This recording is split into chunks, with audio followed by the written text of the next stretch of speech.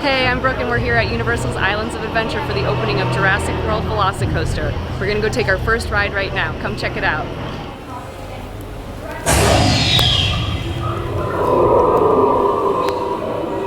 Here we get greeted by our 4 raptor friends. I think this is Delta, Blue, Echo, and Charlie. It's kind of hard to see over there, but you can see the little cup of water with the ripples. Oh my gosh.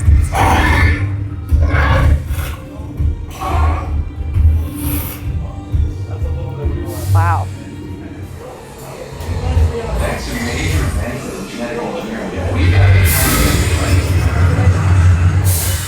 Oh, look at this girl. This is one of the most incredible animatronics I've ever seen.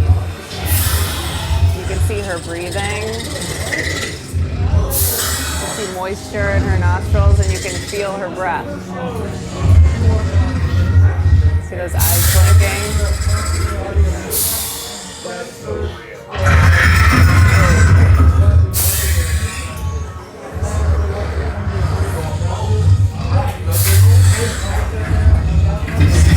Looks like one got away. I think we know where we'll find her.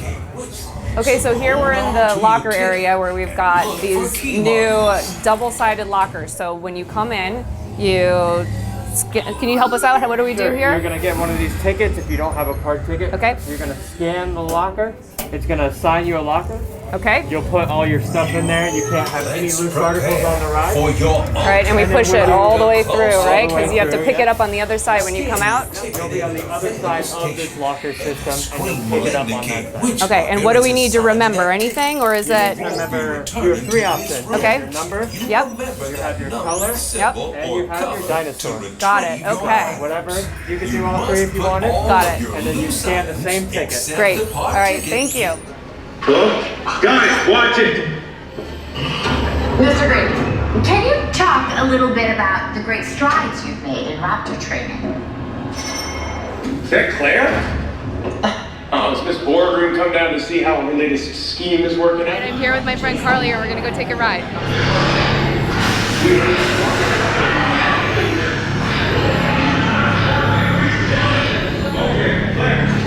If you experience any of the following conditions, contribution to a blood pressure. We're here on VelociCoaster, and we're losing our minds. I'm not gonna lie, we are very nervous. I don't think I speak for myself. I'm excited. I'm ready. Here goes nothing.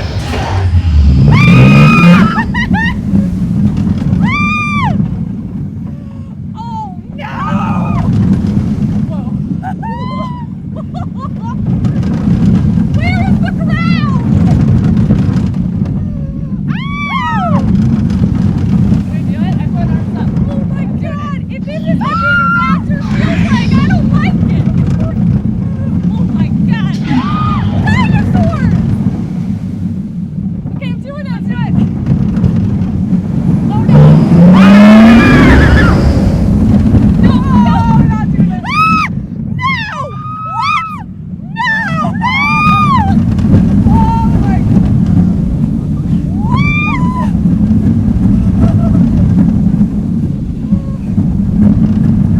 How is this guy still riding?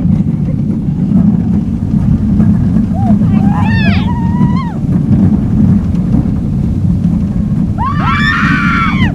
Too close to water! Too close to water! Is that it? Back is clear. Are you alive? I'll be right there.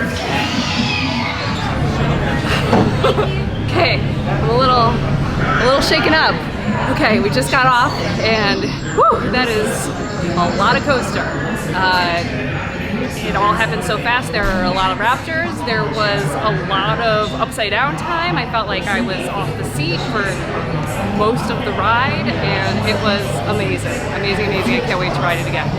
It's rare for a ride mechanism to integrate so seamlessly into a story. I mean, this isn't a roller coaster pretending to be something else. This is a roller coaster in Jurassic World. Absolutely. So what was that? How did that sort of facilitate the design process? What did that make things easier, more fun? Tell us about that. So it is an interesting approach here, and one of the interesting things about this canon and about Jurassic World that makes it so fun for us theme park designers and so fun for the team is it is a thrill attraction. Jurassic World, Jurassic Park, we're always tourist attractions, so it lets us play with some of the tropes of theme parks that we really love while kind of turning it on its head with the addition of raptors. So it is an ambitious undertaking to tell a very cohesive Jurassic World story on a 70-mile-per-hour coaster, but we were really thoughtful with how we integrated the raptors, how we integrated the scenic, and of course, this beast of a coaster. So you mentioned Jurassic Park, Jurassic World. So the attraction is set in Jurassic World, but the land is Jurassic Park. So tell us a little bit about how we think about this ride within the land. I would say that here at Islands of Adventure, you get to experience truly the best of the Jurassic franchise. Jurassic Park, Jurassic World, really we see them as one kind of timeless story. So we really wanted to make sure that we weren't taking over Jurassic Park because that story is still today just as good as it was all those years ago, but adding a little bit more for the future of the franchise. So trying to find that balance and really make sure we weren't fighting really in any areas, and we're kind of making almost a mini land, a mini Jurassic World land at Jurassic Park here at Islands of Adventure. And these two components of the franchise, Jurassic Park and Jurassic World, I'm sure have lent themselves to so many Easter eggs throughout the queue, and also the ride. It goes so quickly that I think I'll have to ride it 20 times before I can catch everything. But what should people look out for? So I would say, no matter what you're a fan of, if you're a coaster fan, if you're a deep Jurassic fan, if you're just a theme park fan, there are definitely a deeper layer of Easter eggs and a deeper layer of storytelling for you. So we've got some of my favorites. The first inversion, and I know it's hard to keep track because they go fast. The first inversion, if you look around, actually if you look down, which is up for you, you can see a disrupted Dimorphodon nest with some little eggs. And that is our little nod to Pteranodon Flyers next door, as well as the fact that life finds a way here, you never know. The chaos of Jurassic World and Jurassic Park. And then the second inversion, eagle-eyed guests can take a look and actually find an Easter egg for Triceratops Encounter, which was an attraction on the site that opened with the park 20 years ago. Awesome. We'll have to look out for those. Yeah. So I've been hearing that it's a very different experience depending on where you sit on the ride. Do you have a favorite spot, front or back? Oh goodness. Yeah, the debate rages. The thing about this attraction, I have ridden in every seat. There is not a bad seat in the house. They're all exceptional. The back is for those ultimate thrill seekers. That's where you're going to get the most airtime. The front, you really get the most of those head chopper moments, those really close moments of the rockwork and the raptors. So me, I'm actually a front, kind of third row left gal. Okay, that's where I just sat on my very first ride. It's a fantastic seat. Yes. And how about day or night? It looks like the lighting at night really changes things up. Can you tell us about that? Oh yeah, and Islands of Adventure is like the perfect day to night park. This beautiful lagoon, all the light reflecting, just all the activity around the islands. So really making sure that was part of our design process.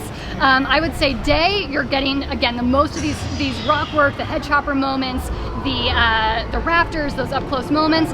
But if you're here at night, yeah, you really don't know where you're going. It is a completely different experience.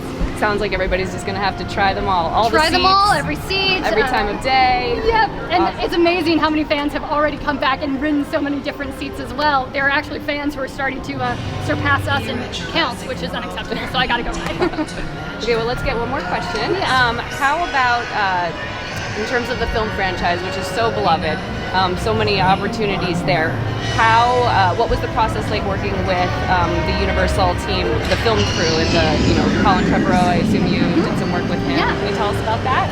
Yeah, so working with the filmmakers is one of the funnest parts of the job because they know these stories, they know these characters better than anyone, but we get to do something really cool for them, which is to take their world that existed, in a single frame of a film and build it out into this immersive area. So working with the filmmakers is such a joy. They're just as excited as we are. But yeah, we worked with them very early in story development. We said, hey, so Claire's putting a roller coaster in the Raptor paddock, kind of buying time until the Indominus Rex is ready. Is that crazy? And they totally got it, totally understood where we were placing ourselves in the franchise and why. And then really through the length of the attraction, they know these raptors better than anyone. They helped us make sure we got their personality, the nuances between Charlie, Delta, Echo, making sure we really captured these dinosaurs' personalities. And yeah, just fantastic partners. I'm very excited for them to see. Yeah, and we've got Chris Pratt and B.D. Wong and Bryce Dallas Howard all reprising their roles within the queue. Absolutely. Have any of them gotten a chance to get on the coaster? Might they come out here and take a ride? And that's actually something I do not know the answer to, but I do know that when we were filming, we made sure that they had an idea of what was to come. We showed them really like behind the scenes of what was about to happen here, and you can say in a sense they've experienced it. Okay, I'm sure they'll be excited to try it. Yes. Well, thank you, Shelby. So nice to talk to you.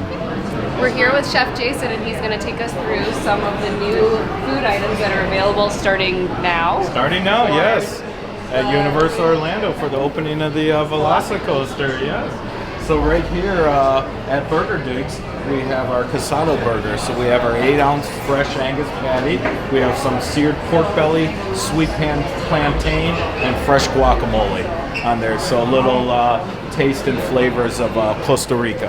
And then right around the corner at Thunder Falls, we're going to be doing our Jurassic wings here. So we have some nice jumbo wings, a little play off the large dinosaurs with a little sweet chili, garlic mojo, and then of course our cilantro rice, black beans, and plantain chips. And our fun one here, so we have our blue churro to coincide with blue, our Velociraptor. And we have a blueberry cinnamon churro with a blueberry white chocolate drizzle, and then some fresh blue Pop Rocks on top. Yeah, I just tried that. Tried it? Really pop. Pop in your mouth, Yeah, that's fun. And this is a fun one. So this is our Island Nectar, created by Coca-Cola just for our venue and for the opening of the coaster. So strawberry lemonade, peach, and orange, and that'll be all throughout the park in our freestyle machines. Okay, you can get that anywhere. Yes, Great. and then on to some of our desserts. So in the tribute store across at Universal Studios, my favorite here is our Amber Gummy. So a play on the mosquito from the first movie, how they came up with the DNA. Then we have. How is that made? What? So basically, we make a mold, and that's a pineapple and maple flavor, and then we use a printer and we make the mosquito and put it all together in a mold. And what we do is we put it on the light so you can see through it like they did in the first movie. And then our dig in the jar, so as you're digging for bones, you go through, you see the layers of bones in there, and then our blue traditional s'more. And all three of these are available at the And a Jurassic few more World Tribute Store? at the Tribute Store, yes. Yep. And then one of our favorites, as they were building the ride over the last couple of years, there was a joke of the building a churro stand. So, you know, we listened to the fun in it, and we wanted to keep it going. So we did our own, and we did our churro stand donut, which will be at Voodoo Donuts, filled with some dulce de leche and then a little cinnamon sugar on top. Okay, so you can get these over at City Walk. At Voodoo Donuts, Great. yes. Okay. Yes. Okay, thank you. You're well, welcome. Thank you, Chef Jason. My pleasure. Can't wait to try all of Enjoy, this. yes. So there was our look at the Jurassic World VelociCoaster, open now at Universal's Islands of Adventure. We tried it all. We did the front row, we did the back row. It's a fantastic roller coaster, and it's open now, so check it out.